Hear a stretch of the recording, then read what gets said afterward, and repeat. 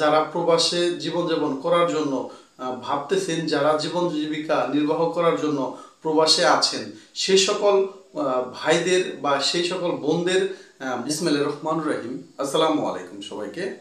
দেশ ও দেশের বাইরে পৃথিবীর যে যেখানে আছেন, বাংলা ভাষায় যারা কথা বলেন, সুস্থ আছেন, ভালো আছেন, সেই প্রত্যাশা নিয়ে আজ অনেকদিন পর একটি ব্যতিক্রম ভিডিও নিয়ে এসেছি। আশা করি আপনি যদি প্রবাস থেকে আমার এই ভিডিওটি দেখে থাকেন বা যে সকল ভাইয়েরা প্রবাসে যাওয়ার কথা ভাবতেছেন, অবশ্যই ভিডিওটি সম্পূর্ণ দেখবেন। জীবনে আপনি যত বড়ই ভুল করুন না কেন, একটা ভুল এমন আছে যেটা একবার করলেই সব শেষ। শুধু টাকা নয়, আপনি হারাবেন আত্মীয়তা, বিশ্বাস, এমনকি নিজের আত্মাটাও। এই ভুলটা হলো সব ভাই মিলে একসাথে একটা বিল্ডিং বানানো। বিশেষ করে আপনি যদি প্রবাসে থাকেন, ঘাম ঝরিয়ে রক্ত জল করে টাকা উপার্জন করেন, আর সেই অর্থ যদি পাঠান দেশে একটা সংসার গড়ার আশায়, তাহলে এই কথাগুলো শুধু কথা নয়, এটা আপনার আগাম ভবিষ্যতের সতর্কবার্তা। এই দেশে এমন শত শত গল্প ঘুরে বেড়ায়, যেখানে বাবা মায়ের চোখের জল, ভাইরা একসাথে থাকলে শান্তি থাকবে, এই মধুর স্বপ্ন একদিন গিয়ে থেমে যায় আদালতের বারান্দায়, ফাইলের পৃষ্ঠায়, অথবা একটা তালাবদ্ধ রুমের সামনে। সেই বাড়ি যেটা বানিয়েছিলেন ভালোবাসার নিদর্শন হিসেবে, সেটা একদিন হয়ে দাঁড়ায় বিতর্কের মিনার। প্রতিটি ঘরের জানালা যেন ফুঁপিয়ে ফুঁপিয়ে বলে, আমরা একসাথে ছিলাম কিন্তু এক নই।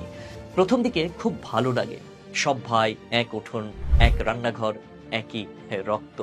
কিন্তু তারপর একদিন দেখা যায় ছোট ভাইয়ের ছেলেকে খেলতে গিয়ে বড় ভাইয়ের ছেলে একটা খেলনা ভেঙে ফেলেছে, আর সেই ভাঙা খেলনাই হয়ে যায় সম্পর্ক ভাঙার সূচনা। বউদের মধ্যে মনোমালিন্য, বাচ্চাদের স্কুলে কে কাকে সালাম দিল না, ফ্রিজে রাখা মাছ কে খেয়ে ফেললো, এসব ছোট ছোট অজুহাত একসময় পরিণত হয় অভিযোগের পাহাড়ে। আর আপনি তখন, যিনি প্রবাসে 25 বছর কাটিয়ে বাড়ির এক একটা ইট কিনেছিলেন নিজের অর্ধেক জীবন বিক্রি করে, আপনাকেই একদিন শুনতে হয়, এই ঘরটা আমার, আপনি শুধু টাকা দিয়েছেন, থাকতে পারবেন কিন্তু শর্ত সাপেক্ষে। ভাবুন তো কেমনটা লাগে। আর সবচেয়ে ভয়ানক ভুলটা হয় তখন, যখন পরিবারের সবচেয়ে কষ্ট করা ছেলেটার টাকায় অন্য ভাইকে বাড়িতে জায়গা দিয়ে দেওয়া হয়। কেউ বলে, তুই তো বিদেশে থাকিস, তোদের দরকার কি? তারপর একসময় দেখা যায় যার টাকায় বাড়ি, সেই বাড়ির সবচেয়ে অবাঞ্ছিত লোক। শুরু হয় দেয়াল ভাগাভাগির হিসাব। এই বাথরুমটা কার জায়গায় পড়েছে, এই ছাদের নিচে কার পানির ট্যাঙ্কি, এই সিঁড়িটা কে আগে ব্যবহার করবে। আর একদিন হয়তো সেই ভাই, যাকে জড়িয়ে আপনি একসাথে স্কুলে যেতেন, যার সাথে ছাদে শুয়ে তারা গুনতেন, সেই ভাই এক নোটিশ পাঠিয়ে আপনাকে কোর্টে ডেকে পাঠায়। এটাই বাস্তবতা।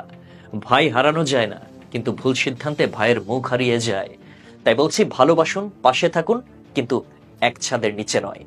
আলাদা থাকলে ভাইয়ের প্রতি সম্মান থাকে, দূরত্বে সৌন্দর্য থাকে।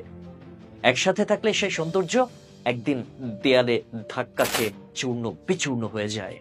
আপনার কষ্টের টাকা দিয়ে নিজের ঘর করুন, নিজের সংসার সাজান, ভাইদের ভালোবাসুন, ঈদে বাড়ি যান, খোঁজ রাখুন, কাঁধে কাঁধ রাখুন, কিন্তু নিজের ভবিষ্যৎ গড়ার নামে কখনো এমন ভবিষ্যৎ গড়বেন না যেখানে দেয়াল দাঁড়াবে আর সম্পর্ক ধসে যাবে। কারণ বিল্ডিং একসাথে করা যায়, কিন্তু মন মন কখনোই একসাথে রাখা যায় না। এটা কোনো গল্প নয়, এটা এই সময়ের সবচেয়ে নির্মম সত্য। এটা যদি আপনার গল্প না হয়, তাহলে নিশ্চিত করুন ভবিষ্যতেও যেন না হয়। দেখা দিক, কারণ প্রত্যেকটা প্রবাসী ভাই টাকা পয়সা অনেক কষ্ট করে কামায়। আপনি যেমন কষ্ট করে টাকা কামাচ্ছেন, আমিও তেমন কষ্ট করে টাকা কামাই। প্রবাসীরা আসলে নিজে মোমবাতির মতো নিজে জ্বলে সবাইকে আলো বিতরণ করে। এর ভিতরে যদি এরকম কিছু হয়, আমি মনে করি না হওয়াটাই স্বাভাবিক, না হওয়াটাই ভালো। প্রত্যেকটা মানুষের টাকার উপার্জন করার কষ্ট অনেক কষ্টের। একত্রে আপনারা থাকতে পারবেন, একত্রে সব কিছুই করবেন, কিন্তু কেউ অন্তত প্রবাসী ভাইয়েরা একত্রে, আপনিও প্রবাসী, হয়তো আপনার ভাইও প্রবাসী, এই দুই প্রবাসী মিলেও কখনো একসাথে কখনোই বাড়ি বানাতে যাবেন না। আমি মনে করি এই যে কথাগুলো ভিডিওতে শুনলাম, প্রত্যেকটা কথাই বাস্তব বা প্রত্যেকটা কথাই মানুষের জীবনের সাথে মিল আছে। বিধায় হয়তো বা এই ভাইটি এরকম একটি ভিডিও বানিয়েছে। উনি সাধারণত প্রবাসী নয়, তারপরও প্রবাসী ভাইদের বা যৌথ ফ্যামিলির ভিতরে কি ধরনের সমস্যা হতে পারে সেই কথা বিবেচনা বা চিন্তা করেই বা অনেক বাস্তব কিছু দেখেই এই ভিডিওটি বানিয়েছি। আমরা আশা করি এরকম জটিলতার ভিতরে কেউ ঢুকবো না বা ঢুকতে চাচ্ছি না বা চাই না। আপনিও ভালো থাকেন, আমিও ভালো থাকি, আল্লাহ তাআলা সবাইকে ভালো রাখুক।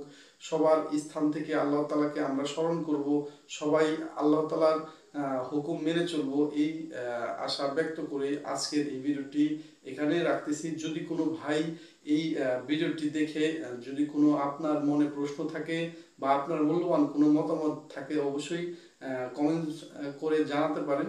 আজ এতটুকুই। ভালো থাকবেন, সুস্থ থাকবেন। আসসালামু আলাইকুম রহমতুল্লাহি ওয়া বারাকাতুহু।